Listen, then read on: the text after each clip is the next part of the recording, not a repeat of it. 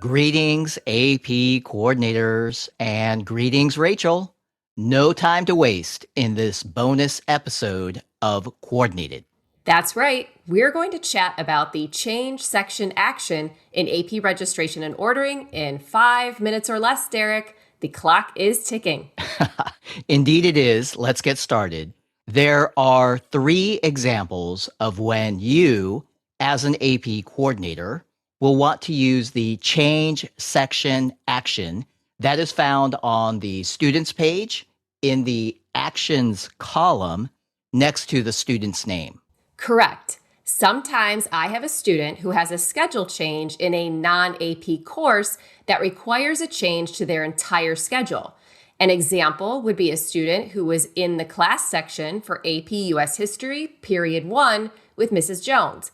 But the schedule change requires the student to move to Period 2.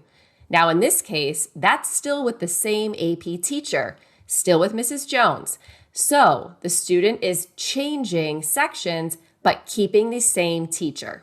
Great. That is a common use of change section. What is the second example? The next one is also usually the result of a schedule change in another class.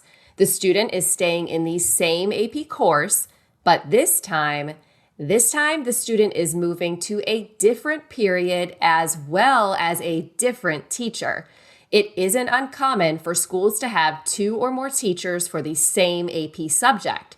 So sometimes a schedule change requires the student to move to a class section taught by another AP teacher. Again, in AP registration and ordering, we simply use change section. All right. And the last example? This one is not quite as common, correct? Correct. It's not. Well, at least for me, it's not. This last example comes into play when a student is no longer taking the AP course, but still wishes to take the corresponding AP exam. In this case, the student would change to an exam-only section. Once more, we use change section to take care of this. And Derek, for all these examples, using the change section action is very important. Change section should be used whenever possible to avoid potential cancellation or late order fees. Do not use the drop student action and provide the student with another join code to enroll in a different class section. Use change section instead.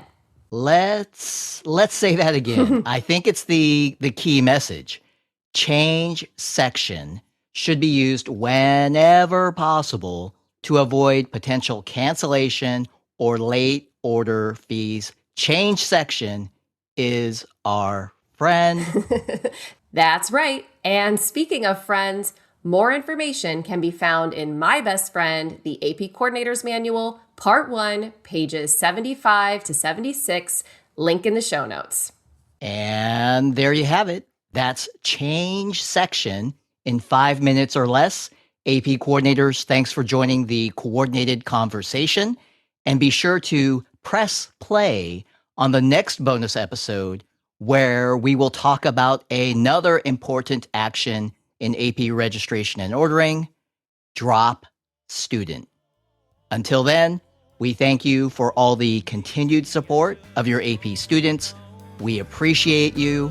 AP coordinators, you are good as gold.